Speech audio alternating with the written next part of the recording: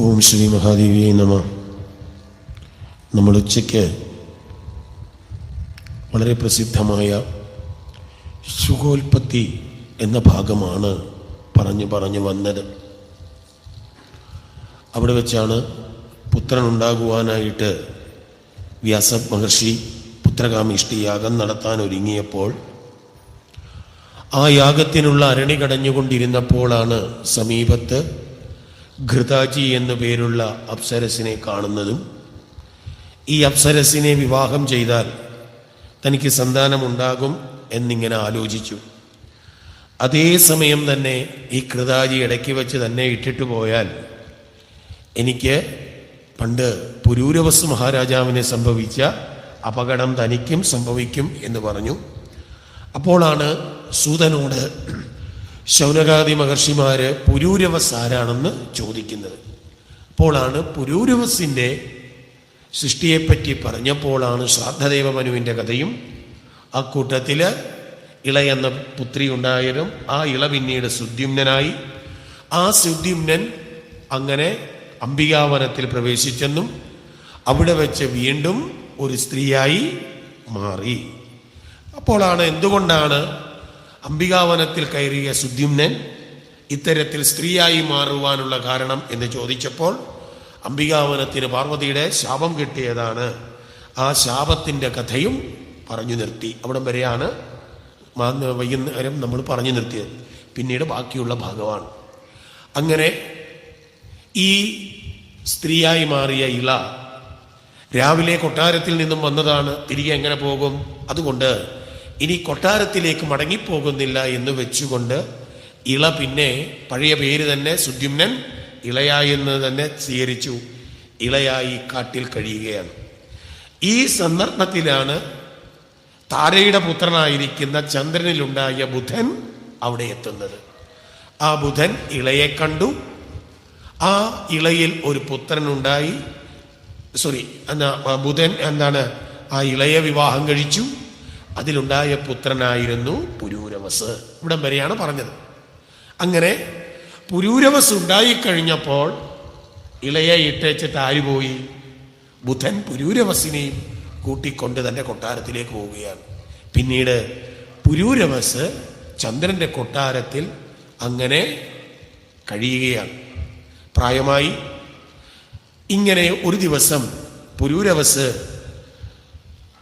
കുതിരപ്പുറത്ത് കയറി കാട്ടിൽ നായാട്ടിന് വരികയാണ്.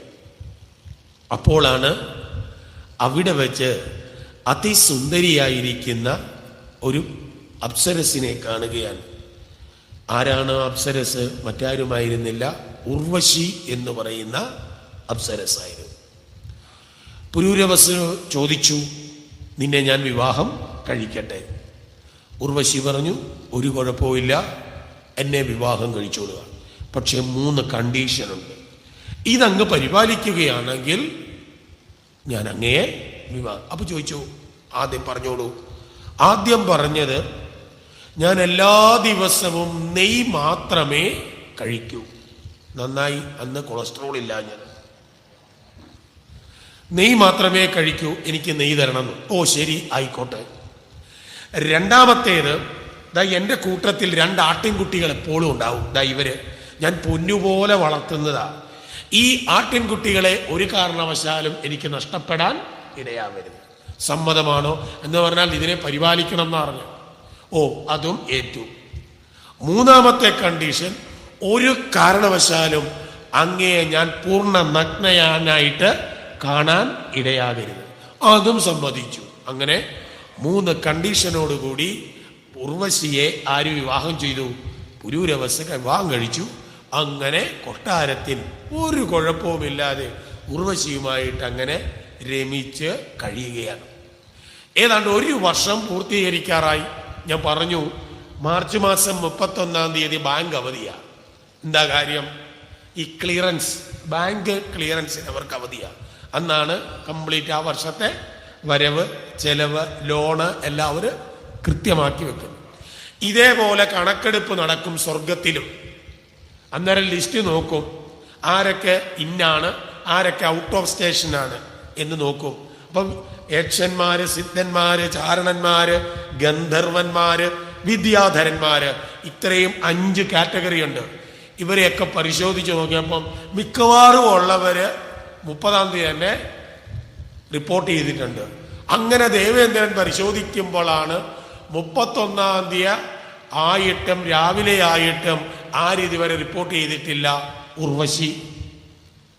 അപ്പോ എന്താണെന്ന് അന്വേഷിച്ചപ്പോഴാണ് മനസ്സിലായത് ഉർവശി ഇപ്പോൾ ആരുടെ പത്നിയായിട്ടിരിക്കുക? പുരൂരവസിന്റെ. പുരൂരവസാട്ടെ അവളുടെ കണ്ടീഷനും ഒന്നും തെറ്റിക്കുന്നില്ല. ഇവളിങ്ങ് വന്നെങ്കിലേ കാര്യം നടക്കത്തുള്ളൂ. ആകപ്പാടെ വിഷയമായി.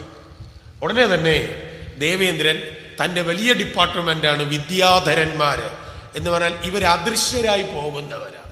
ഇതാണ് വിദ്യാധരന്മാരുടെ പ്രത്യേകത. നമുക്ക് അവരെ കാണാൻ പറ്റില്ല, അവർക്ക് നമ്മളെ കാണാം. ഇതാണ് വിദ്യാധരന്മാരുടെ പ്രത്യേകത. വിദ്യാധരന്മാരെ വിളിച്ചിട്ട് പറഞ്ഞു, ഉർവശിയെ എത്രയും വേഗം സ്വർഗത്തിലെത്തിക്കണം, അതിനുള്ള വഴികൾ നിങ്ങൾ നടത്തണമെന്ന് സമ്മതിച്ചു. അന്ന് വൈകുന്നേരം വിദ്യാധരന്മാർ പുരൂരവസിന്റെ കൊട്ടാരത്തിൽ എത്തി. പുരൂരവസ് സുഖമായിട്ട് കിടന്നങ്ങനെ ഉറങ്ങുക. ഉർവശിയും സമീപത്ത് കിടപ്പുണ്ട്. തൊട്ടടുത്ത് തന്നെ ഈ ഉർവശിയുടെ 2 ആട്ടിൻകുട്ടികളും കിടപ്പുണ്ട്. വിദ്യാധരന്മാർ എന്ത് ചെയ്തു? അദൃശ്യരായി കൊട്ടാരത്തിന്റെ ഉള്ളിൽ പ്രവേശിച്ചിട്ട് ഈ 2 ആട്ടിൻകുട്ടികളെയും പൊക്കിക്കൊണ്ടുപോയി. ആടിനെ തൊട്ടാൽ തന്നെ ആട് അലയ്ക്കാൻ തുടങ്ങും. ആട്ടിൻകുട്ടികൾ അങ്ങോട്ട് കിടന്ന് ബഹളം വെക്കാൻ തുടങ്ങി. അപ്പോഴത്തേക്ക് എൻ്റെ ആടേ എന്ന് പറഞ്ഞുകൊണ്ട് ആര് ചാടി എഴുന്നേറ്റു? ഉർവശി എഴുന്നേറ്റു. ഉർവശി നോക്കുമ്പോൾ വായുവിലൂടെ ആടുകൾ പോകുന്നുണ്ട്, ചുമന്നോണ്ട് പോകുന്നവരെ കാണുന്നില്ല. ദേവേന്ദ്രൻ നോക്കുമ്പോൾ ഇതാ കാണുന്നത്. ഓടൻ തന്നെ പറഞ്ഞു, ദാ എൻ്റെ ആടുകളെയും കൊണ്ടുപോകുന്നു, രക്ഷപ്പെടുത്താൻ പറഞ്ഞു. അപ്പോഴത്തേക്ക് ആടിനെ എടുത്തുകൊണ്ട് ഇവര് നടുമുറ്റം കഴിഞ്ഞ് ഏതാണ്ട് കൊട്ടാരത്തിന്റെ മുൻഭാഗത്ത് മൈതാനത്ത് എത്തിക്കഴിഞ്ഞു. പിന്നാലെ ആരും ഓടി? ഉർവശിയും ഓടി, തൊട്ടു പിന്നാലെ ദേവേന്ദ്രനും. അങ്ങനെ ദേവേന്ദ്രനും ഓടി ഒരു തരത്തിൽ ആ ആടുകളെ ഇട്ടിരിക്കുന്ന അവരിട്ടേച്ചിട്ട് വിദ്യാധരന്മാർ അവിടെ നിന്ന് മാറി ആടുകളെ അങ്ങോട്ട് കൂട്ടി ആരെടുത്തു? ഈ പുരൂരവസ് പൊക്കിയെടുത്തു. ഈ സമയത്ത് വിദ്യാധരന്മാര് ആകാശത്തൊരു മിന്നൽ പിണറുണ്ടാക്കി. അതിഭയങ്കരമായ ഒരു മിന്നൽ അവിടെ ഉണ്ടായപ്പോൾ ഈ ആടിനെ പിടിക്കാനുള്ള തിരക്കിനിടയ്ക്ക് പാവം പുരൂരവസ് ഉടുത്ത ലുങ്കി ഉടുക്കാതെ ഇറങ്ങി ഓടിയത്. വെളിച്ചം വന്നപ്പോൾ കാണുന്നത് പുരൂരവസ് എങ്ങനെ നിൽക്കുന്നു? പിറന്ന വടി നിൽക്കുക. കണ്ടീഷൻ എന്തായിരുന്നു? നഗ്നനായി അവിടെ വെച്ച് ഡൈവോഴ്സ് എഴുതി അങ്ങോട്ട് കൊടുത്തു. ഗുഡ് ബൈ പറഞ്ഞിട്ട് ആര് പോയി? ഉർവശി പോയി. ഉർവശി പോയതിൽ പിന്നെ ഊണും ഉറക്കവുമില്ല. ആർക്ക്? പുരൂരവസിന്. എന്നിട്ട് ഉർവശിയേ ഉർവശിയേ എന്ന് വിളിച്ച് ഇങ്ങനെ പല സ്ഥലങ്ങളിലും ഉർവശിയെ അന്വേഷിച്ചു നടന്നു നാം. അങ്ങനെ നടന്ന് അവസാനം കുരുക്ഷേത്രത്തിലെത്തി. അവിടെ വെച്ച് വീണ്ടും ആരെ കാണാൻ ഇടയായി? ഉർവശിയെ കാണാൻ ഇടയായി. അപ്പോഴത്തെ എൻ്റെ ഉർവശിയല്ലേ, എൻ്റെ കൂടെ വാ, എൻ്റെ കൂടെ താമസിക്കുന്നൊക്കെ പറഞ്ഞ് ആര് വിളിക്കാൻ തുടങ്ങി? പുരൂരവസ്. അവിടെ വെച്ച് ഉർവശി ചോദിച്ചു, നാണമില്ലേ ഇങ്ങനെ നടക്കാൻ ഒരു സ്ത്രീയുടെ പിന്നാലെ? അങ്ങ് എന്തൊരു അവസ്ഥയാണ് അങ്ങയുടെ. ശരിക്കും അങ്ങ് ചെന്നായിയെ പോലെയാ. ചെന്നായിക്ക് ഒരു സ്വഭാവമുണ്ട്, ഒന്നിനെ കണ്ടു കഴിഞ്ഞാൽ പിന്നെ വിടാതെ പിന്തുടരും. അതേ സ്വഭാവമാണ് അങ്ങ് കാണിച്ചിരിക്കുന്നത്. ഈ ശരീരത്തെ കണ്ടുകൊണ്ടല്ലേ അങ്ങ് ഈ വെപ്രാളമൊക്കെ കാണിക്കുന്നത്. അതുകൊണ്ട് അങ്ങയുടെ വഴിക്ക് പോകാൻ പറഞ്ഞു. അങ്ങനെ ഉർവശിയെ വിട്ടിട്ട് പിന്നീട് ആര് പോയി? പുരൂരവസ് പോയി. അപ്പൊ ഇതാരാ ചിന്തിക്കുന്നത്? വ്യാസൻ ചിന്തിക്കുക, ഞാനും ഘൃതാജിയെ വിവാഹം ചെയ്താൽ ഇതുപോലെ 31-ാം തീയതി ആരിട്ടേച്ചു പോകും? ഘൃതാജി. അപ്പൊ പിന്നെ ഞാനും പുരൂരവസിനെ പോലെ ഘൃതാജിയെ എന്ന് വിളിച്ച്, അതുകൊണ്ട് ഞാൻ വിവാഹം കഴിക്കാൻ പോകുന്നില്ല എന്ന് പറഞ്ഞു. അങ്ങനെ തീരുമാനിച്ചു. അപ്പോഴാണ് ഈ കേട്ടുകൊണ്ടിരുന്ന ശൗനകാദികൾ ചോദിച്ചു, ആട്ടെ പിന്നീട് സ്ത്രീയായി മാറിയ ഇളയുണ്ടല്ലോ, അവർക്ക് എന്താണ് സംഭവിച്ചത്? അപ്പൊ പറഞ്ഞു, ഇങ്ങനെ ഇളയായി വീണ്ടും സ്ത്രീയായി മാറി ബുധനും ഉപേക്ഷിച്ച് പോയി. ആരും തുണയില്ലാതെ ഈ ഇള ഇങ്ങനെ കാട്ടിലൂടെ നടക്കുകയാണ്. അങ്ങനെ ഇരിക്കുമ്പോഴാണ് പണ്ട് തനിക്ക് വേണ്ടി യാഗം നടത്തിയതും പിന്നീട് മഹാദേവന്റെ അടുക്ക കൊണ്ടുപോയി തന്നെ വീണ്ടും പുരുഷനാക്കിയ അങ്കിരസിനെ ആര് കണ്ടു? ഇള കാട്ടിൽ വെച്ച് കണ്ടു. പറഞ്ഞു, ഭഗവാനെ, ഇതാ ഇതുപോലെ വീണ്ടും ഞാൻ കാട്ടിൽ കയറി ആരായി മാറി? വീണ്ടും സ്ത്രീയായി മാറി. രാജ്യത്താണ് ഇപ്പോൾ രാജാവില്ലാത്ത അവസ്ഥ. എനിക്ക് ഏത് വിധേനയും ആരാവണം? വീണ്ടും പുരുഷനാകണം. പുരുഷനാക്കാൻ പറഞ്ഞു. അപ്പോൾ പറഞ്ഞു, അങ്കിരസ് പറഞ്ഞു, ഇനി എനിക്കതിനുള്ള കഴിവൊന്നുമില്ല, ഞാനല്ലല്ലോ പുരുഷനാക്കിയതും. വീണ്ടും കരഞ്ഞു കൂവി പറഞ്ഞപ്പോൾ പറഞ്ഞു, ബാ എന്നാ നമുക്ക് ഒന്നുകൂടെ ആറടയ്ക്ക് പോകാം. കൈലാസത്തിൽ അങ്ങേരാണല്ലോ ഈ സ്ത്രീയെ പുരുഷനാക്കിയത്, മഹാദേവന്റെ അടുക്ക ചെല്ലാമെന്ന് പറഞ്ഞു. അങ്ങനെ വീണ്ടും ഈ ഇളയേം കൂട്ടിക്കൊണ്ട് അങ്കിരസ് വീണ്ടും മഹാദേവന്റെ അടുക്ക ചെന്നിട്ട് കാര്യം പറഞ്ഞു. അതെ, പണ്ടിവളെ ഒന്ന് ഓപ്പറേഷൻ നടത്തിയതാ. ഏതാ? മുമ്പ് ഞാൻ പറഞ്ഞില്ലേ, ഏതാ? ലിംഗമാറ്റ ശസ്ത്രക്രിയ നടത്തി പുരുഷൻ ആക്കി മാറ്റിയതാ. അവള് വീണ്ടും എതിർച്ചയാൽ ആരായി മാറി? സ്ത്രീയായി മാറി. അതുകൊണ്ട് ഒന്നുകൂടി ആരാക്കണം? പുരുഷന്. അപ്പൊ ഡോക്ടർ മഹാദേവൻ പറഞ്ഞു, ഈ ഓപ്പറേഷൻ ഒരു തവണ നടത്തൂ, രണ്ടാമത് നടത്തിയ സക്സസ് ആവില്ല, അതുകൊണ്ട് നടക്കത്തില്ല എന്ന് പറഞ്ഞു. ഇനി അത് നടപ്പില്ല എന്ന് ആര് പറഞ്ഞു? മഹാദേവൻ പറഞ്ഞു. അങ്ങനെ വിഷണ്ണനായിട്ട് ഇള വീണ്ടും അവിടെ നിന്ന് കൈലാസത്തിൽ നിന്ന് ഇറങ്ങി വരുമ്പോഴാണ് പാർവതി ഏതോ അമ്പലത്തിൽ തൊഴാൻ പോയിട്ട് കയറി വരിക. അപ്പോഴാണ് ദുഃഖിതയായി ഇറങ്ങുന്ന ആരെ കാണുന്നത്? ഇളയെ. കാര്യങ്ങളൊക്കെ ചോദിച്ചു. അപ്പോഴാ അറിയുന്നത് താൻ ശാപം കൊടുത്ത അംബികാവനത്തിൽ കയറിയത് കൊണ്ടാണ് ഈ സ്ത്രീയായി മാറിയത്. അപ്പോൾ ഒരു കാരുണ്യം ആർക്ക് തോന്നി? കഷ്ടം, ഞാൻ മൂലമാണല്ലോ ഇവള് വീണ്ടും സ്ത്രീയായത്. ഒരു കാര്യം ചെയ്യും, ഇവക്കൊരു വരം കൊടുത്തേക്കാന്ന് പറഞ്ഞു. ഇളയെ വിളിച്ചിട്ട് പറഞ്ഞു, 1 മാസം നീ സ്ത്രീ ആയിരിക്കും, അടുത്ത മാസം എന്താവും? പുരുഷനാവും. വീണ്ടും നീ സ്ത്രീയാവും. അങ്ങനെ 6 മാസം ഒന്നടവിട്ട് 6 മാസം പുരുഷനും 6 മാസം സ്ത്രീയും. ആ ഉള്ളതാട്ടെന്ന് ആരും കരുതി? ഇള കരുതി. അതും വാങ്ങിച്ചുകൊണ്ട് ഇങ്ങ് പോകുന്നു. അങ്ങനെ കാട്ടിൽ വന്നു. 31-ാം തീയതി വൈകിട്ട് 12 മണി കഴിഞ്ഞപ്പോൾ ഇള ആരായി മാറി? പഴയ ആള്. അപ്പോ പഴയ പേര് തന്നെ നേടി സുദ്യുമ്നെടുത്തു. നേരെ കൊട്ടാരത്തിലേക്ക് ചെന്നു. അപ്പോഴാണ് രാജാവ് ശ്രാദ്ധദേവൻ കാത്തിരിക്കുകയാണ്. കുറെ കാലമായിട്ട് മകനെ കാണാതിരിക്കുകയാണ്. ചോദിച്ചു, നീ എവിടെ? ഞാൻ ഇങ്ങനെ ടൂറൊക്കെ പോയിരിക്കുകയായിരുന്നു, ഇപ്പോഴാ തിരിച്ചു. ശ്രാദ്ധദേവന് സന്തോഷമായി. യുവരാജാവായിട്ട് അഭിഷേകം ചെയ്തു. ഏതിനു ശേഷം ശ്രാദ്ധദേവൻ വാനപ്രസ്ഥം സ്വീകരിച്ച് പോയി. ആദ്യത്തെ ജനുവരി 1-ാം തീയതി ആര് രാജാവായിട്ട് കയറി? സുദ്യുമ്നൻ. 31-ാം തീയതി വൈകുന്നേരം തൊട്ട് രാജാവിനെ കാണാനില്ല. കാര്യം എന്താ? അന്ന് വൈകിട്ട് എവിടെ കയറി? അന്തപുരത്തിൽ. ആ പുറത്തോട്ടിറങ്ങത്തില്ല. അങ്ങനെ 1 മാസം. അപ്പോൾ ഇവർ ചോദിക്കുന്നുണ്ട്, ഇങ്ങനെ വല്ലയിടത്തും പുറപ്പെട്ടു പോയതാണ്. പക്ഷേ ജനുവരി 28-ാം തീയതി വൈകിട്ട് ആര് പ്രത്യക്ഷപ്പെട്ടു? ചുരുക്കം പറഞ്ഞാൽ 2-3 മാസം വലിയ അല്ലലും അഴിച്ചിലും ഇല്ലാതെയൊക്കെ ഈ പരിപാടി അങ്ങ് നടന്നു. പക്ഷെ 3-4 മാസം കഴിഞ്ഞപ്പോൾ ജനങ്ങളുടെ ഇടയിൽ ഒരു സംസാരം ഉണ്ടാകാൻ തുടങ്ങി. നമ്മുടെ രാജാവ് 1 മാസം ആരാകും? പുരുഷനും 1 മാസം സ്ത്രീയുമാണ്. നാട്ടിലുള്ളവർ മുഴുവൻ സുദ്യുമ്നനെ അങ്ങോട്ട് പരിഹസിക്കാൻ തുടങ്ങി. അവസാനം ആകപ്പാടെ ദുഃഖിതനായി തീർന്ന ഈ ഇള പിന്നീട് ഇതിനെന്തു മാർഗമെന്ന് അന്വേഷിച്ചു. അപ്പോഴാണ് ഒരു ആചാര്യൻ പറഞ്ഞു, ഒരു കാര്യം ചെയ്യുക, ഒറ്റ മാർഗമേ ഉള്ളൂ, സാക്ഷാൽ പരാശക്തിയെ ഭജിക്കുക. അങ്ങനെ ആ അദ്ദേഹത്തിന്റെ ഗുരുവിന്റെ നിർദ്ദേശമനുസരിച്ച് ദേവി ഭാഗവതം നവാഹയജ്ഞമായിട്ട് ആര് നടത്തുകയാണ്? സുദ്യുമ്നൻ. അങ്ങനെ നടത്തി 9-ാം ദിവസം ആര് പ്രത്യക്ഷപ്പെട്ടു? ദേവി പരാശക്തി പ്രത്യക്ഷപ്പെട്ടു. എന്താണ് വരം വേണ്ടത്? പറഞ്ഞു, ഞാനിപ്പോൾ ആണുമല്ല പെണ്ണുമല്ലാത്ത അവസ്ഥയിലാണ്.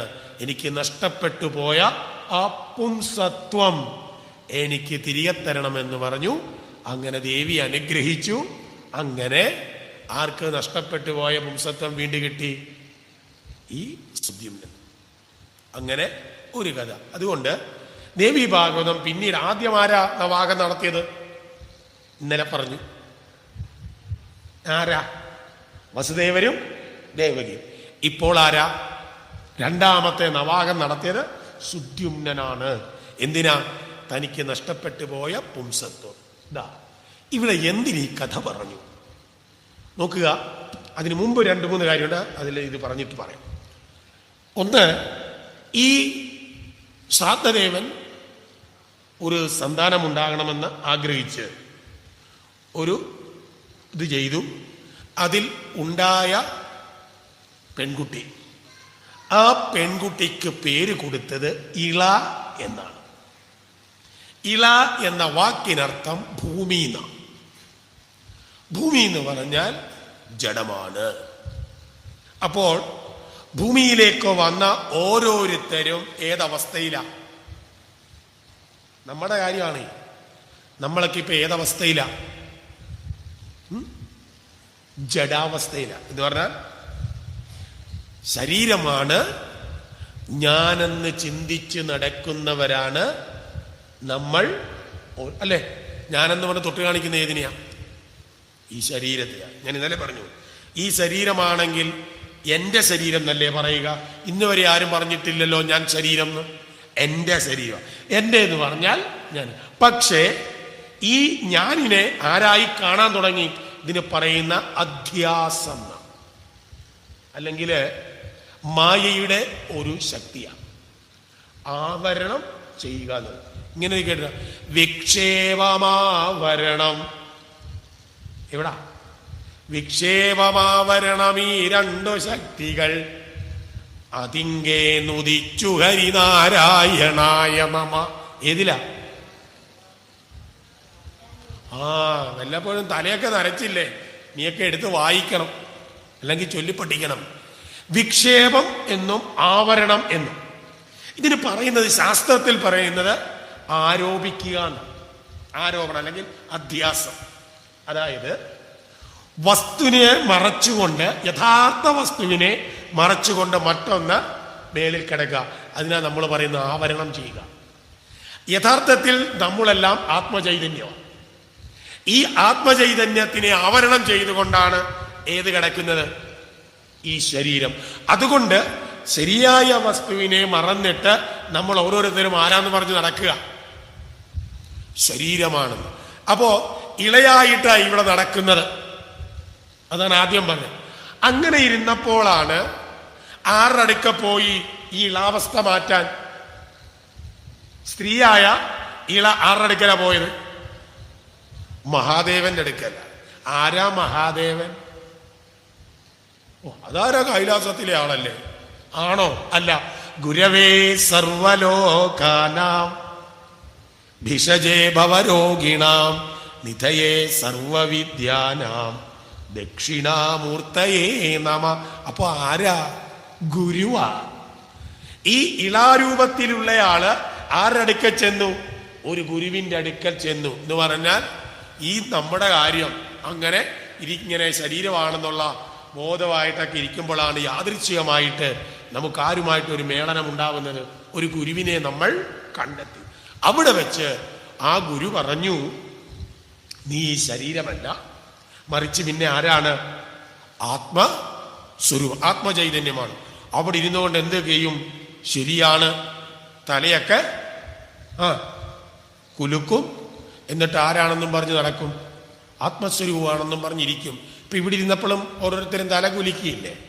എങ്ങനെ? ഞാൻ ശരീരമാണോ? അല്ല. പിന്നെ ആരാണ്? ആത്മസ്വരൂപമാണെന്ന് പറഞ്ഞ് എല്ലാവരും തല കുലുക്കി. പക്ഷെ ഇവിടുന്ന് ഗേറ്റ് കടക്കുമ്പോഴാ പിന്നെ ആത്മസ്വരൂപമാണോ? പിന്നെ ഇന്ന വീട്ടിലെ ഇന്നയാളാ. വീണ്ടും എന്തായി? ഗുരുപദേശം കിട്ടുന്നത് വരെ എന്തായി? സുദ്യുമ്നായി. സുഷ്ടുവായ ദ്യുമ്നമുള്ളവനാണ് ദ്യുമ്നം എന്ന് പറഞ്ഞാൽ പ്രകാശം. ആത്മസ്വരൂപം ചൈതന്യമാണെന്ന് രാവിലെ പറഞ്ഞു. അവിടെ വെച്ചറിഞ്ഞു, ഒരു ഗുരുവിന്റെ ഉപദേശം കൊണ്ട് അറിഞ്ഞു, ഞാൻ ഈ ജഡമായിരിക്കുന്ന ശരീരമല്ല, മറിച്ച് പിന്നെ ആരാണ്? ചൈതന്യമായിരിക്കുന്ന ആത്മസ്വരൂപമാണ് എന്നറിഞ്ഞു. അങ്ങനെ ആ അറിവോടുകൂടി അങ്ങോട്ട് വന്നത്. വന്നു കഴിഞ്ഞപ്പോൾ ആ ഒരു കാട്ടിൽ കയറിയത്. ഏതാ ഈ കാട്? ഈ സംസാരാടവി. സംസാരമാകുന്ന ഈ കാട്ടിലേക്ക് കടന്നു കഴിഞ്ഞപ്പോൾ വീണ്ടും പഴയപടിയായി. ആരാ? ശരീരബോധമുള്ളവൻ. ഇപ്പൊ ഗുരുമുഖത്ത് നിന്ന് മാറിക്കഴിഞ്ഞ് വീണ്ടും സംസാരത്തിലേക്ക് ഇറങ്ങാൻ തുടങ്ങിയപ്പോൾ ആത്മസ്വരൂപം എന്നുള്ള ചിന്ത വിട്ടു. വീണ്ടും ആരായി? ഈ ശരീരബോധത്തിലേക്ക് വന്നു. അതാണ് വീണ്ടും ആരായി? ഇളയായി. പിന്നീട് കാലം അങ്ങനെ കുറെ കഴിഞ്ഞപ്പോൾ വീണ്ടും ആരെത്തി? അടുത്ത ഗുരുവെത്തി. ആ ഗുരുവും ശരിയായ ആളിൻ്റെ അടുക്കൽ നയിച്ചു. അവിടെ വെച്ച് അനുഗ്രഹം കിട്ടി. അന്ന് എന്തായി?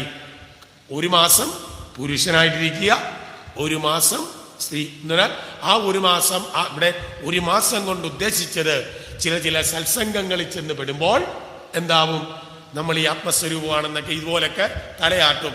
ഇവിടുന്ന് അങ്ങോട്ട് ഇറങ്ങിക്കഴിയുമ്പോൾ വീണ്ടും അടുത്ത ദിവസം നവാഗത്തിന് രാവിലെ വരുമ്പോൾ എല്ലാവരും ആരാ?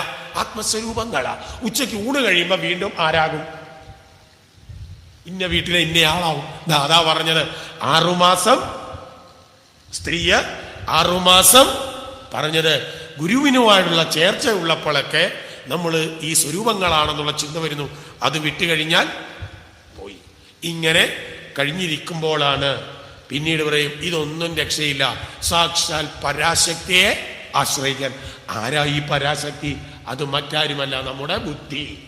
ബുദ്ധി കൊണ്ട് അറിഞ്ഞിട്ട് ജ്ഞാനമാർഗത്ത് പറയുന്നതായ ഏതിനെ അറിയുക? ദേവി ഭാഗവതം സത്നവാകം അല്ലെങ്കിൽ പുരാണത്തെ വേണ്ടുവോളം ഇരുന്നങ്ങ് വേണ്ട വിധത്തിൽ ശ്രവിക്കുക. ആ ദേവി ഭാഗവതം പൂർണ്ണമായിട്ട് ശ്രവിച്ചു കഴിയുമ്പോൾ ഉത്തമ ബോധ്യത്തിലേക്ക് എത്തും. ഏതാ? താനീ ആത്മസ്വരൂപം തന്നെയാണ്, മറിച്ച് ആരല്ല, ഇളയല്ല. അതാണ് വീണ്ടും നഷ്ടപ്പെട്ടുപോയ പുംസത്വം വീണ്ടും കിട്ടിയെന്നാ പറഞ്ഞത്. നമ്മളിൽ ആ പുംസത്വം ഉണ്ട്, പക്ഷെ ഇപ്പൊ എങ്ങനെയായിരിക്കുന്നത്? നഷ്ടപ്രായമായിരിക്കുക. ആ നഷ്ടപ്രായമായിരിക്കുന്ന ഈ ആത്മസ്വരൂപത്തെ തിരിച്ചറിയുവാൻ ഏതിനെ ആശ്രയിക്കാനാ പറഞ്ഞതിന്റെ അർത്ഥം? ദേവി ഭാഗവതം പൂർണ്ണമായിട്ട് ശ്രവിച്ചു കഴിഞ്ഞാൽ പൂർണ്ണമായ ബോധമുണ്ടാവും ഞാൻ ആരാണ് എന്നുള്ളത്. അതാണ് ആ കഥയിലൂടെ ഒന്ന് സൂചിപ്പിച്ചത്. മറ്റൊരു കാര്യം പറയാനുള്ളത്, ഇവിടെ എന്തുകൊണ്ടാണ് എന്താണ് ആൺകുട്ടിയായി ജനിക്കേണ്ട ആള് പെൺകുട്ടിയായി ജനിച്ചു എന്നാ അല്ലേ പറഞ്ഞത്? എന്ത് കാരണം കൊണ്ട് അത് സംഭവിച്ചത്? ഉച്ചയ്ക്ക് കേട്ടവരൊക്കെ ഉണ്ടെങ്കിലേ അറിയാൻ പറ്റും. മന്ത്രം അല്ലേ? മന്ത്രം ലിംഗമാറ്റം ചെയ്തപ്പോൾ എന്തായി? ഉദ്ദേശിച്ച ഫലമല്ല ഉണ്ട്. അപ്പൊ ലിംഗമാറ്റം മാത്രമല്ല, ഏത് കാര്യങ്ങൾക്ക് ഉപയോഗിക്കുന്നതായാലും ശരി, ആ മന്ത്രം സ്തോത്രമല്ല മന്ത്രം. തെറ്റിദ്ധരിക്കരുത്. നാമസങ്കീർത്തനമല്ല മന്ത്രം, സ്തോത്രമല്ല മന്ത്രം. പിന്നെയോ മനനം ചെയ്യാനുള്ളതാണ് മന്ത്രം. മനസ്സിനെ ത്രാണനം ചെയ്യുന്നതാണ്. മനോഹോ ത്രാണനം യത് കരോതി തത് മന്ത്രം. അപ്പോ ആ മന്ത്രം ജപിക്കുമ്പോൾ മന്ത്രത്തിൻ്റെതായ രീതിയിൽ തന്നെ ജപിക്കണം. ചുരുക്കം പറഞ്ഞാൽ മന്ത്രസദൃശമായിരിക്കുന്ന കാര്യങ്ങളെല്ലാം വേണ്ട വിധത്തിലല്ല ചൊല്ലുന്നത് എങ്കിൽ ഉദ്ദേശിച്ച ഉത്തരം അല്ലെങ്കിൽ ഫലം കിട്ടില്ല. പ്രത്യേകിച്ച് മന്ത്രങ്ങളെല്ലാം എഴുതപ്പെട്ടിരിക്കുന്നത് ഏത് ഭാഷയിലാ? മന്ത്രം സംസ്കൃതമാണ്. അപ്പം മന്ത്രം ചൊല്ലണമെങ്കിൽ എന്തറിയണം? അതിപ്പം നടക്കുവോ? ഇല്ല. ഇനിയിപ്പോ ഒട്ടും നടക്കാൻ പോകുന്നില്ല. അപ്പൊ പിന്നെ എന്ത് ചെയ്യണം? ചൊല്ലുന്നവര് ചൊല്ലി പറയുന്നത് കേട്ട് പഠിക്കണം. അല്ല, ഞങ്ങൾക്ക് സംസ്കൃതമൊന്നും അറിയത്തില്ല എന്ന് ദേവിക്കറിയാം, അതുകൊണ്ട് ഞങ്ങൾ ഇങ്ങനെ അങ്ങ് ചൊല്ലിയാൽ ക്ഷമിക്കും. വെറുതെയാ. നിങ്ങൾക്ക് ഈ ബോധ്യതയുണ്ട് എനിക്ക് ഈ ഭാഷ അറിയില്ല എന്ന്. അപ്പൊ പിന്നെ അതെടുത്ത് ചൊല്ലിയാൽ അതിന്റെ അർത്ഥം എന്താ? അഹങ്കാരം ആണോ? ഇതെനിക്കറിയില്ല, എനിക്ക് നിങ്ങളോട് ആര് പറഞ്ഞു ചൊല്ലാൻ? അമ്മേ നാരായണാദേ ചൊല്ലിയാ പോരെ? പച്ച മലയാളം അത് പോരാ, സംസ്കൃതം തന്നെ ചൊല്ലണം. ചൊല്ലിയാലുള്ള കുഴപ്പമായി വന്നത് ഏതാ? ഉദ്ദേശിക്കുന്ന ഫലത്തെ അതാര് ചൊല്ലിയാലും. അതുകൊണ്ട് എന്താ മാർഗം? ചൊല്ലണ്ടെന്നല്ല പറഞ്ഞത്, ചൊല്ലുന്നവർ കേട്ട് പഠിക്കണം. അതില് പ്രത്യേകിച്ച് സംസ്കൃത മന്ത്രങ്ങളിൽ കൂട്ടിച്ചൊല്ലേണ്ടവയുണ്ട്, സ്പ്ലിറ്റ് ചെയ്ത് ചൊല്ലേണ്ടതുണ്ട്, ചേർത്ത് ചൊല്ലേണ്ടവയുണ്ട്, ചേർക്കാതെ അല്ലാതെ. ചിലയിടത്ത് ഇങ്ങനെ എഫ് പോലൊരു സാധനം കിടപ്പുണ്ട്, അവിടെ അകാരം ധ്വനിപ്പിക്കണം. ചിലയിടത്ത് 2 F ആയിരിക്കും, അവിടെ എന്ത് ചെയ്യണം? ആകാരമായിരിക്കും. ചിലയിടത്ത് 3 ആയിരിക്കും, അവിടെ പ്ലുതമായിരിക്കണം വേണ്ടത്. ഇപ്പൊ വിദ്യ സ്വരൂപിണി എന്നാ കിടക്കുന്നത്. ഇടയ്ക്ക് എന്ത് കിടപ്പുണ്ട്? ഒരു എഫ്. അതുകൊണ്ട് വിദ്യ സ്വരൂപിണി എന്നാണോ ചൊല്ലേണ്ടത്? പിന്നെയോ വിദ്യാ സ്വരൂപിണി. മനസ്സിലായി? അതിനേക്കാളൊക്കെ ഉപരി പ്രത്യേകിച്ച് ലളിതാ സഹസ്രനാമം ഒരു സ്തോത്രമല്ല, അതിനപ്പുറത്ത് മന്ത്രസദൃശമായതാണ് ലളിതാ സഹസ്രനാമം. ആ ലളിതാ സഹസ്രനാമത്തിൽ സമസ്ത പദങ്ങളുണ്ട്, വ്യസ്തപദങ്ങളായി ചൊല്ലേണ്ടതുണ്ട്. അപ്പോ കൂട്ടിച്ചൊല്ലേണ്ടത് കൂട്ടിച്ചൊല്ലാതെയാ ചൊല്ലുന്നെങ്കിൽ ഉദ്ദേശിച്ച ഫലം കിട്ടത്തില്ല. അതുകൊണ്ടാ പറഞ്ഞത് രാവിലെ ഇവിടെ വന്നിരുന്ന് ചൊല്ലുമ്പോ ചൊല്ലാൻ. നമ്മൾ സാധാരണ സഹസ്രനാമമൊക്കെ ചൊല്ലുമ്പോൾ 8ാമത്തെ അക്ഷരത്തെ മുറിച്ചാ ചൊല്ലുക, അല്ലേ? ഇപ്പൊ ഓം വിശ്വം വിഷ്ണുർ വഷട്കാരോ ഭൂതഭവ്യ ഭവത് പ്രഭു ഭൂതകൃത് ഭൂതഭൃത് ഭാവോ ഭൂതാത്മാ ഭൂതഭാവന. അതിന് അനുഷ്ടുപ്പെന്നാ പറയുക. 8ാമത്തെ അക്ഷരത്തിൽ മുറിക്കുക. അതേ രീതിയിൽ നമ്മൾ ഏതും ചൊല്ലും. ലളിതാ സഹസ്രനാമം എങ്ങനെയാ? ശ്രീമാതാ ശ്രീമകാരാജ്ഞി ശ്രീമത് സിംഹാസനേശ്വരി ച്യുതഗ്നികുണ്ഡ സംഭൂത ദേവകാര്യ സമുദ്യത. അവിടെയൊന്നും കുഴപ്പമില്ല. ഉദ്യദ്ഭാനു സഹസ്രാഭ ചതുർബാഹു സമന്വിത രാഗസ്വരൂപവാശാഢ്യ ക്രോധാകാരാങ്കുശോജ്ജല മനോരൂപേക്ഷുകോദണ്ഡ പഞ്ചതന്മാത്ര സായക. അടുത്ത വരിയിലും ഈ പണി കാണിക്കും. നിജാരുണ പ്രഭാപൂര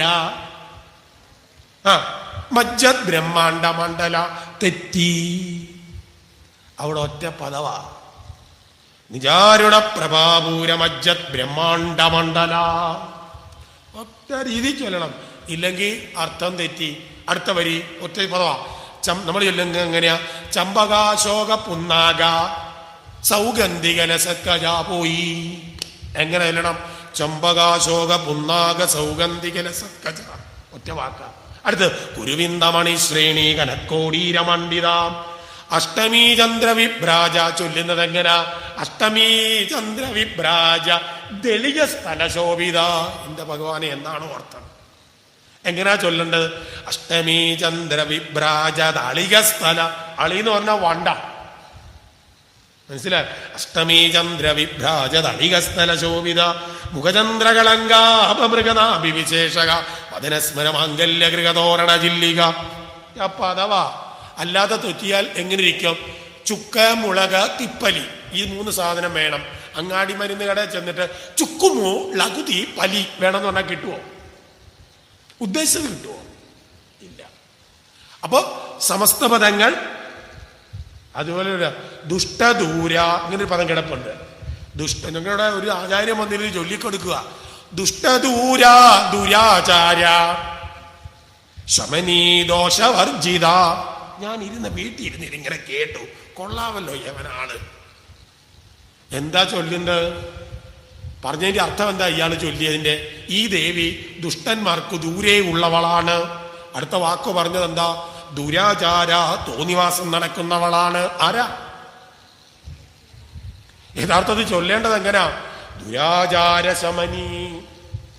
ദുരാചാരങ്ങളെ ഇപ്പൊ ചമ്പക അശോക പുന്നാക ഇങ്ങനെ ചൊല്ലിയാന്ന് വെക്കുക. ചമ്പക അശോക പുന്നാക സൗഗന്ധികലസക്കജ. എന്തെങ്കിലും അർത്ഥം ഉണ്ടോ?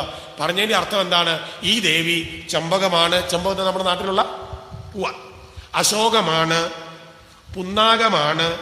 പിന്നെയോ വേറെ ഏതാണ്ട് പെർഫ്യൂമൊക്കെ അടിച്ച് നല്ല സുഗന്ധത്തോടു കൂടിയ തലമുടിക്കെട്ടോട് കൂടിയവളെന്നാണ്.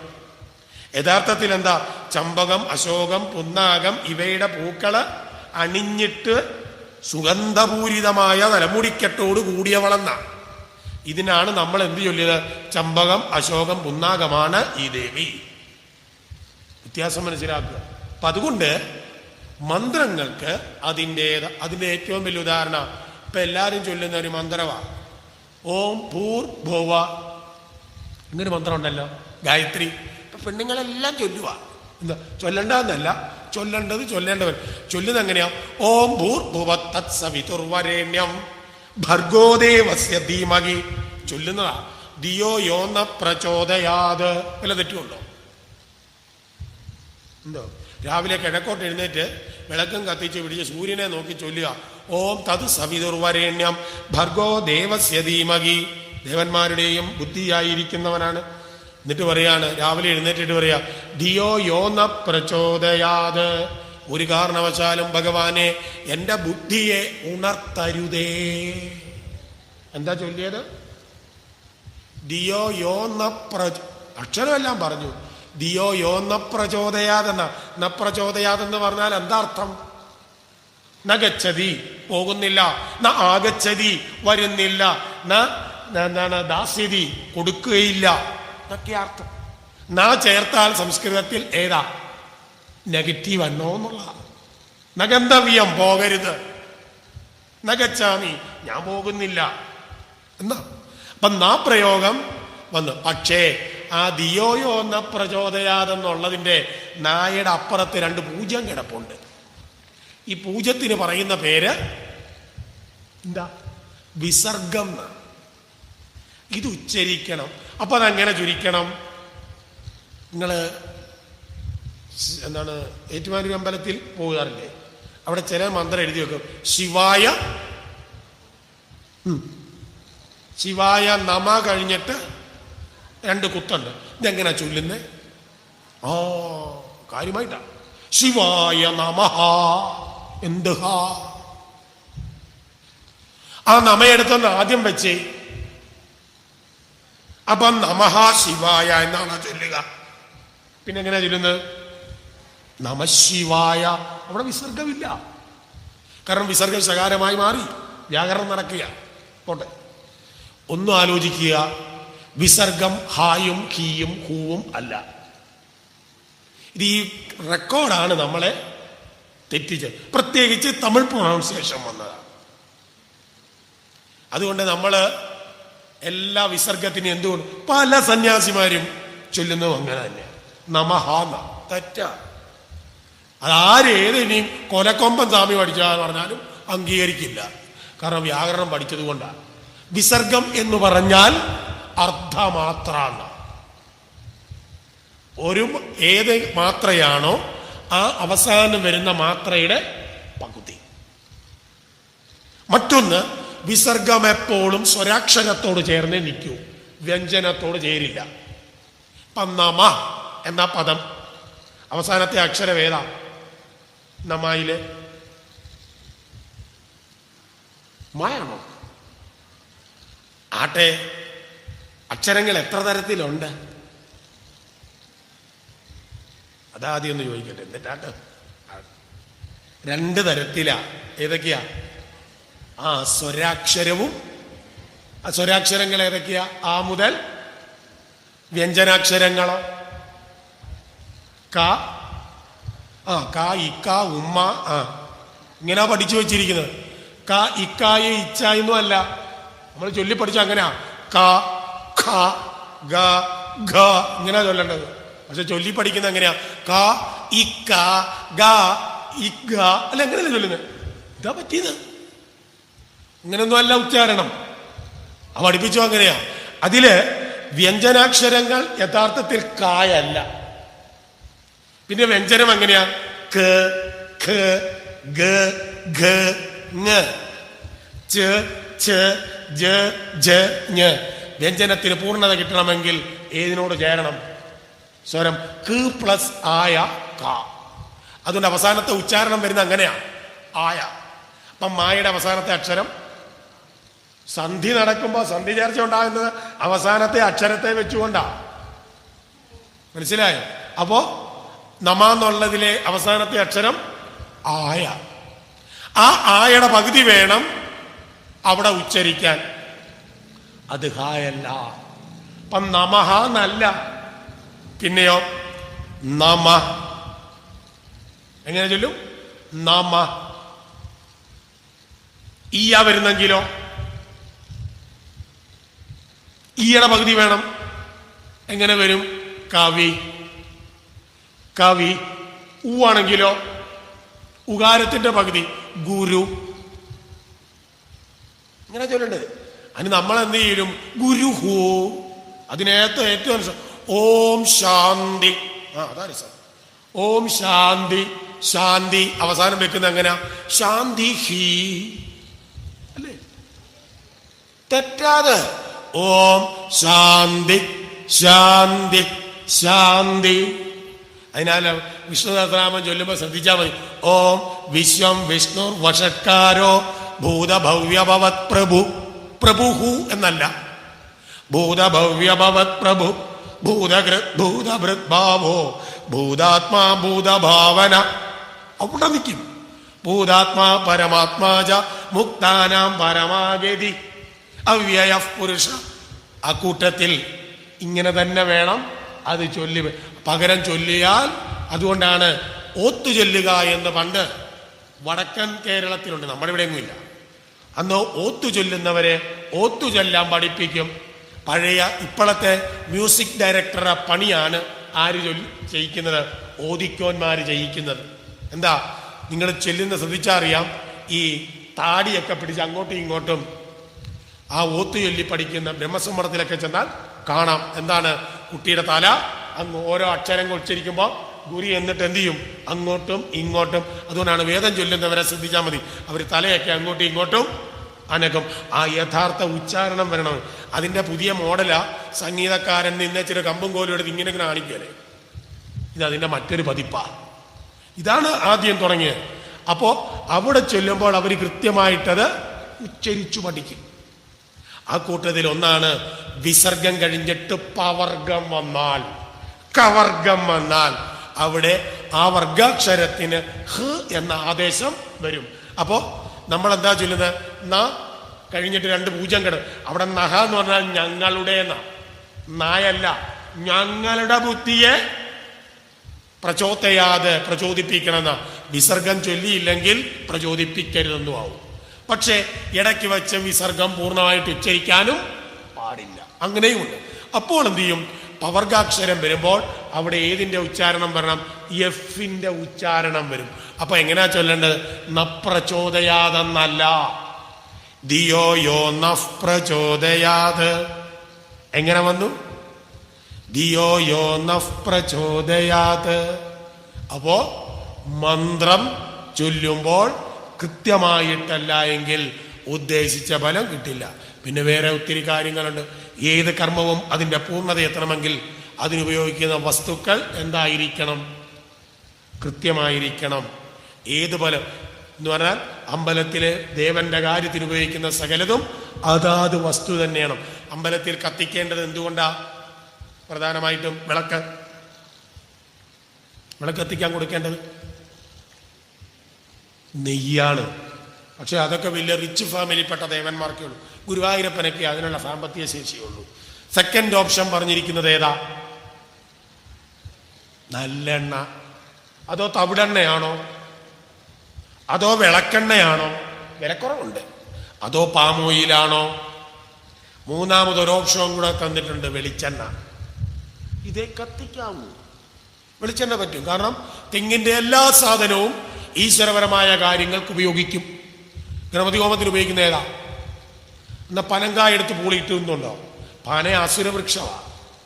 വീടിന്റെ കഴുക്കോല് പോലും ഉണ്ടാക്കുക ഇല്ല. പിന്നെ ഏതിനാ ഉപയോഗിക്കുന്നത്? തൂമ്പായുടെ കയ്യ, കിളയ്ക്കാനെടുക്കുന്ന തൂമ്പാക്കയ്യ പന ഒരു കാര്യത്തിനും എടുക്കില്ല. അപ്പൊ പിന്നെ പാം ഓയിൽ എന്ന് പറഞ്ഞാൽ ഏത് ഓയില? പനയുടെ ഓയില. അത് അമ്പലത്തിലും പൂജാമുറിയിലും ഉപയോഗിക്കാനുള്ളതല്ല. അപ്പം ദ്രവ്യശുദ്ധി, മന്ത്രശുദ്ധി ഒന്നാമത്തേത്. രണ്ടാമത്തേത് ദ്രവ്യശുദ്ധി. കൊടുക്കുന്ന പാത്രം, വെക്കുന്ന പാത്രം. പണ്ട് നമ്മുടെ അമ്പലങ്ങളിലെ നിവേദ്യം ഉണ്ടാക്കിയത് ഏത് പാത്രത്തിലാണ്? ഓട്ടുപാത്രമാണ്. പിന്നെ കൂടിയ ആൾക്കാരൊക്കെ സ്വർണ്ണപാത്രവും. ഗുരുവായൂരപ്പന്, അമ്പലപ്പുഴ കൃഷ്ണന്, ഇവർക്കൊക്കെ അയ്യപ്പനും ഉണ്ടായിരുന്നു. ഇപ്പൊ വേറെ വീടുകളിലാണ് വെക്കുന്ന, അത്രയേ ഉള്ളൂ. സ്വർണ്ണപാത്രങ്ങളാണ് അവർക്ക്, അല്ലെങ്കിൽ വെള്ളി. മൂന്നാമത്തെ ഓപ്ഷൻ വെച്ചിരിക്കുന്നത് ഓട്ടുപാത്രമാണ്. പണ്ട് നമ്മുടെ സകല അമ്പലങ്ങളിലും ഏത് പാത്രത്തിലായിരുന്നു? ഇപ്പൊ പകരം വെക്കുന്നത് ഏതാ? സ്റ്റീല. സ്റ്റീൽ എന്ന് പറഞ്ഞാൽ അതിന്റെ അർത്ഥം ഇരുമ്പാ. ഇത് സ്റ്റെയിൻലെസ് സ്റ്റീലാ. അത്ര വ്യത്യാസം. സ്റ്റീല് ഇരുമ്പ് പാത്രത്തിൽ എന്തെടുത്താലും മദ്യമാന്ന വെപ്പ്. കാരണം പൃഥുവിന്റെ കഥയിൽ വരും. സംശയം വായിച്ചു നോക്ക്. എന്തുകൊണ്ട് നമ്മുടെ ആചാര്യന്മാർ ഓട്ടുപാത്രം വേണമെന്ന് നിഷ്കർഷ വെച്ചു? സ്റ്റീൽ പാത്രത്തിൽ എടുക്കുന്നതെല്ലാം രാവിലെ ഒരു പാത്രം ചോറ്റുപാത്രം നിറയെ തൂക്കു ചോറ്റുപാത്രം ഉണ്ടല്ലോ. രാവിലെ രുക്മിണിയമ്മ കൊണ്ടുവന്ന ഒരു പാത്രം പാലങ്ങോട്ട് വെച്ചു. ചൂരക്കളങ്ങനെ മേൽശാന്തി എഴുതി വെക്കും. രുക്മിണിയമ്മ എന്ത് കൊണ്ടുവച്ചിട്ടുണ്ട്? ഒരു പാത്രം പാല്. പക്ഷേ ഭഗവതിയുടെ കണക്കപ്പിള്ള കണക്കെഴുതുന്ന അങ്ങനെയല്ല. രുക്മിണിയമ്മ രാവിലെ ഒരു പാത്രം മദ്യം കൊണ്ടുവന്ന് വെച്ചു. പാത്രം മാറി. അതുകൊണ്ട് വെച്ചത് എന്താ? ഓട്ടുപാത്രം, അല്ലെങ്കിൽ നല്ല ഇല, സ്ഫടികം, കുപ്പി, ഇതൊക്കെ ഉപയോഗിക്കാം. അപ്പൊ ദ്രവ്യശുദ്ധി ഇമ്പോർട്ടൻ്റ് ആണ്. പിന്നെ വസ്ത്രശുദ്ധി, അത് ഇന്നത്തെ കാലത്ത് പറഞ്ഞാൽ വില. പക്ഷെ ഇതൊക്കെ നമുക്ക് ചെയ്യാം. ഏതാ? പാത്രവും അമ്പലത്തിൽ കത്തിക്കാൻ കൊടുക്കുന്നത് വില കൂടുതലായിക്കോട്ടെ, നിങ്ങൾ അളവ് കുറയ്ക്ക്. അന്ന് വെച്ച് എല്ലാ എണ്ണയും കൊണ്ട് കൊടുത്തേക്കല്ല. ഇന്ന് കേരളത്തിൽ എടുക്കാവുന്ന നല്ല എണ്ണ 1 2 എണ്ണ മാത്രമേ ഉള്ളൂ. ബാക്കി മുഴുവൻ വേറെ സാധനം. എത്രയോ തവണ പത്രങ്ങളിൽ നേരിട്ട് ലൈവ് എടുത്ത് കാണിച്ചു. പക്ഷെ എന്നാലും നമ്മൾ അവിടെയൊക്കെ എന്താ നോക്കുക? ലാഭം നോക്കും. ഈ ലാഭം നോക്കുന്നതുകൊണ്ടുള്ള കുഴപ്പം എന്താണെന്ന് വെച്ചാൽ, ഈ വിളക്കിൽ ഈ തിരിയിട്ട് ആ ശ്രീകോവിലിൽ കത്തിക്കുമ്പോൾ അത്രയും ചൈതന്യം കുറയുക. നമുക്ക് ലാഭമാണ്, ശരിയാണ്. പക്ഷേ വരുന്നത് അതുകൊണ്ടത് ഓർത്ത് കണ്ട് ചെയ്യണം. അപ്പൊ ദ്രവ്യശുദ്ധി. മറ്റൊന്നാണ് വസ്ത്രശുദ്ധി. ഒറ്റ കാര്യം അറിയാം, ഒരു ക്ഷേത്രത്തിന് ഇട്ടുകൊണ്ട് പോകാവുന്ന വസ്ത്രങ്ങളെ ക്ഷേത്രത്തിൽ ഇട്ടുകൊണ്ട് പോകാം. അത് നമുക്ക് ചെയ്യാം. നിങ്ങൾ കോളേജിൽ പോകാൻ, അല്ലെങ്കിൽ ഫെയർവെല്ലിനോ ലുലു മാളിൽ പോകാൻ ഡ്രസ്സുണ്ടോ? അത് നിങ്ങൾ ജീൻസും ടീഷർട്ടും ഒക്കെ ഇട്ടുകൊണ്ട് പോക്കൂ. പക്ഷെ അത് അമ്പലത്തിനകത്ത് അതിനുള്ള സ്ഥലമല്ല. അമ്പലത്തിൽ സാധാരണമായിരിക്കുന്ന നമ്മുടേതായ ഗ്രാമീണമായ ആവേശങ്ങൾ അതിനൊന്ന്. പിന്നെ അത് ഞാനിപ്പോൾ പറയാതെ തന്നെ എന്നെ കൊല്ലും എല്ലാവരും. നമ്മളിപ്പോൾ പകരം ഉടുത്തോണ്ട് അകത്ത് കയറാൻ ഉപയോഗിക്കുന്ന ഒരു ലുങ്കിയുണ്ട്. ഏതാ? കാവി. ഇന്ന് കടകളിൽ കിട്ടും. ഞാൻ അതിന് ശക്തമായ എതിർപ്പാണ്. എനിക്കിഷ്ടമല്ല. കാരണം ആ കാവിയല്ല, അത് വെറും ഡയ്യ, കളർ കയറ്റി വിട്ട കളറേ ഉള്ളൂ. ഈ കാവി എന്തിൻ്റെ തെളിവെന്നറിയാമോ? ത്യാഗത്തിന്റെ നിറവാ. സന്യാസിമാര് തങ്ങളുടെ ജീവിതം തന്നെ ത്യജിച്ചിട്ട് അവരെടുത്ത വസ്ത്രമാണ് ഏത്? കാവി. ആ കാവി ഇന്നത്തെ ഇവിടെ കിട്ടുന്ന കാവിയല്ല. അതൊന്നാം തരം കാവി മണ്ണ് കലക്കി ഇതുപോലത്തെ വെള്ളമുണ്ട്. കാരണം ചെയ്തു കൊടുത്തിട്ടുള്ള ആളാ. പാലാ ശ്രീരാമകൃഷ്ണാശ്രമത്തിൽ പഠിക്കുന്ന സമയത്ത് സുപ്രഭാനന്ദ സ്വാമിക്ക് കാവി മുണ്ട് തയ്യാറാക്കി കൊടുക്കുന്ന ഡ്യൂട്ടി എനിക്കായിരുന്നു. ഇതുപോലെ ഒന്നാം തരം മുണ്ട് വാങ്ങി 3 ദിവസം കാവി മണ്ണ് അങ്ങാടി മരുന്നുകളായി കിട്ടും. ഈ കാവി മണ്ണ് കലക്കി വെച്ചിട്ട് അതിനകത്ത് മുക്കി വെക്കും. എന്നിട്ട് അതിന്റെ തെളിയെടുത്ത് നമ്മുടെ കരിക്കുണ്ടല്ലോ, കരിക്കും വെള്ളത്തിൽ വീണ്ടും കലക്കും. ആ കറ കൊണ്ടാണ് ഇതിലേത് പിടിച്ചിരിക്കുന്നത്. ഈ കാവി കൊടുത്തോണ്ട് എവിടെ കയറാം? അമ്പലത്തിൽ. കുഴപ്പം എന്താണെന്ന് വെച്ചാൽ ഈ കാവി എല്ലായിടത്തും ഇപ്പൊ സർവ്വസാധാരണമായി. അതുകൊണ്ട് ഇപ്പോൾ ഇറച്ചിവെട്ടുകാരൻ ഉടുത്തോണ്ട് നിൽക്കുന്നതും ഏതായി? അല്ലേ? ഷാപ്പിൽ നിന്ന് ഇറങ്ങി വരുന്നവൻ ഏതുടുത്തോണ്ടാ വരുന്നത്? എത്ര പവിത്രമായ ഒരു വസ്ത്രമായിരുന്നു ഇത്. ഇന്ന് ഇത് കാണുന്നതൊക്കെ എവിടാ? ആലോചിച്ചിട്ടുണ്ടോ? കൂടുതൽ ജനസമൂഹത്തിലേക്ക് ഇറക്കിയതാണ് ഇതിന്റെ പവിത്രത. പിന്നെ ഒരൊറ്റ സമാധാനം, അത് നമ്മുടെ സ്വാമിമാർ ഉടുക്കുന്ന കാവ്യം. അത് വെറും കൈലിയാണ്. ഞാൻ അതിന് അമ്പലത്തിൽ 4 അമ്പലത്തിനകത്ത് കയറുവാണെങ്കിൽ ഏതുടുത്തേ കയറാവൂ? വെള്ള വസ്ത്രം, വെള്ള ഡബിൾ മുണ്ടെടുത്തുകൊണ്ടേ കയറാവൂ. ഈ കാവ്യോട് എനിക്ക് ഉടുത്തോണ്ട് ഞാൻ എന്താ ഉടുത്തോണ്ട് പോകും? നിങ്ങൾ ഉടുക്കുവോ? അതെന്റെ ഡ്യൂട്ടിയല്ല. പറയാനുള്ളത് ഈ കാവ്യം ഉടുക്കാം. ഏതാ? ആ സന്യാസിമാരെടുക്കുന്ന. അല്ലാതെ നിങ്ങൾക്ക് 1 2 ഡബിൾ എടുത്തോണ്ട് വരാമല്ലോ, കിട്ടാഴികയില്ലല്ലോ. അതെടുത്തോണ്ട് കയറണം എന്നർത്ഥം. അപ്പോ വസ്ത്രം പിന്നെ ഒരു ക്ഷേത്രത്തിന് 4 അമ്പലത്തിൽ ഇടാവുന്നത് ഇട്ടുകൊണ്ട് പോകണം. ഇങ്ങനെയുള്ള ഈ കാര്യങ്ങൾ ഉണ്ടെങ്കിൽ മാത്രമേ ഏത് ഈശ്വരപരമായ കാര്യവും അതിൻ്റെതായ അതിന് വിപരീതമാണെങ്കിൽ വിപരീത ഫലം ഉണ്ടാക്കിയെടുക്കും എന്നുകൂടി പറയാനാണ് ഏത് കഥ പറഞ്ഞത്? സുദ്യുമ്നന്റെ കഥ നമ്മളെ പഠിപ്പിച്ചത്. കേവലം ലിംഗം മാറ്റിയപ്പോൾ ഫലത്തിനും അപ്പൊ അതുകൊണ്ട് നമ്മൾ ഉപയോഗിക്കുന്ന മന്ത്രങ്ങൾ പഠിച്ചിട്ട്, ഇല്ലെങ്കിൽ നിങ്ങൾക്ക് അറിയാവുന്ന ശുദ്ധമായിട്ട് ജപിക്കാൻ പറ്റുന്നത് ജപിച്ചോളുക എന്ന് ഓർമ്മിപ്പിച്ചുകൊണ്ട് ബാക്കിയുള്ളത് നാളെ മുതലാണ്. പിന്നീട് ശുക ഉൽപ്പത്തി, ശുഗനും തൻ്റെ അച്ഛനും തമ്മിലുള്ള സംവാദം. അതിനുശേഷം അച്ഛൻ പറഞ്ഞിട്ടും അനുസരിക്കാതെ വന്ന ഈ ശുഗനെ മിഥിലയിലെ രാജാവായിരിക്കുന്ന ജനകന്റെ അടുക്കലേക്ക് പറഞ്ഞുവിടും. അവിടെ വെച്ച് മിഥിലാധിപനായിരിക്കുന്ന ജനകനും ശുഗനും തമ്മിലുള്ള സംവാദം. അവിടെയാണ് 5 ചോദ്യങ്ങൾ വരുന്നത്. ആ ചോദ്യങ്ങളുടെ ഉത്തരമെല്ലാം മിഥിലാധിപൻ കൊടുക്കും. അതിനുശേഷം ഇവിടെ വരും, വിവാഹം കഴിക്കും. ആ ഭാഗങ്ങളാണ് നാളെ പറയുന്നത്. അതുകൊണ്ട് രാവിലെ വന്നാൽ രാവിലെ തൊട്ട് പറയാൻ ആരംഭിക്കുന്നു ഓർമ്മിപ്പിച്ചുകൊണ്ട്. 8 മണിന്ന് ആ കഞ്ഞിക്ക് സമയം വെച്ചത് 8:30 8 മണിക്ക് ഇപ്പൊ വീട്ടിലാണെങ്കിലും കഴിക്കാറുണ്ടോ? ആര് കഴിച്ചു? 8 മണിക്ക് ആ ഷുഗറിനുള്ളത് കുത്തുന്നത് തന്നെ. പിന്നെ അരമണിക്കൂർ കഴിഞ്ഞേ കഴിക്കാൻ പറ്റുള്ളൂ. അതുകൊണ്ട് പോട്ടെ, ഇന്ന് നാളെ തൊട്ട് ഞാൻ കൃത്യസമയത്ത് അങ്ങ് നിർത്താൻ ഞാൻ നോക്കിയില്ല സമയം. അപ്പൊ അതുകൊണ്ട് സൂചിപ്പിച്ചുകൊണ്ട് അങ്ങ് നിർത്തുകയാണ്. കായേന വാച മനസേന്ദ്രിയർവാ അധ്യാത്മനാവാ പ്രകൃതിർ സ്വഭാവ കരോമി യദ്യ സകലം പരസ്മൈ നാരായണായേതി സമർപ്പയാമി. അപ്പം നാളെ 6:30 ലളിതാ സഹസ്രനാമ ജപം ഞാൻ പറഞ്ഞു. സഹസ്രനാമം നടക്കുമ്പോൾ സഹസ്രനാമാർച്ചന കഴിയുന്നിടത്തോളം ആളുകൾ ചെയ്യണം. അതുപോലെ തന്നെ നാളെ മുതൽ നിറപറ സമർപ്പിക്കാനുള്ള സംവിധാനം ഒരുക്കും. എല്ലാവരും ഓരോ നിറപറ, അതിങ്ങനെയൊക്കെയാണ് ഒരു യജ്ഞം. നമ്മളുടെ എല്ലാവരുടെയും യജ്ഞം എന്ന വാക്കിന്റെ അർത്ഥം തന്നെ ത്യാഗം എന്ന, ത്യജിക്കൽ എന്ന. നമുക്കുള്ള ഒരംശം ആർക്ക്?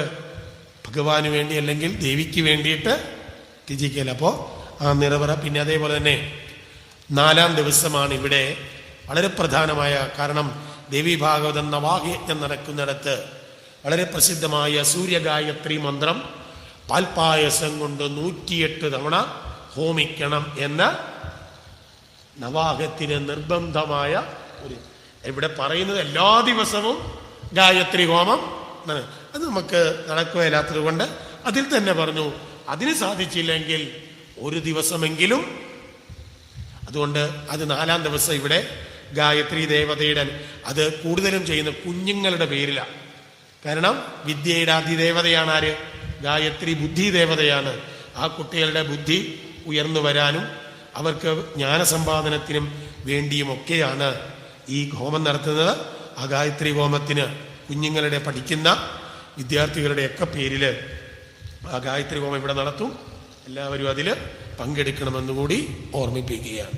പിന്നീട് ഓരോ ദിവസവും ഉള്ളത് മുന്നേറായിട്ട് ഞാൻ സൂചിപ്പിക്കുകയും ചെയ്യാമെന്ന് ഓർമ്മിപ്പിച്ചുകൊണ്ട് അങ്ങ് മറ്റൊന്നത് ധാരാഹോമമുണ്ട്. ആ ധാരാഹോമമൊന്നും കണ്ടു കാണിട്ടില്ല. ഈ യജ്ഞശാലയിൽ മാത്രം നവാഹം നടക്കുന്നിടത്ത് ചെയ്യുന്നതാണ്. അതുകൂടിയെന്ന് ഓർമ്മിപ്പിച്ചുകൊണ്ട് നിർത്തുകയാണ്.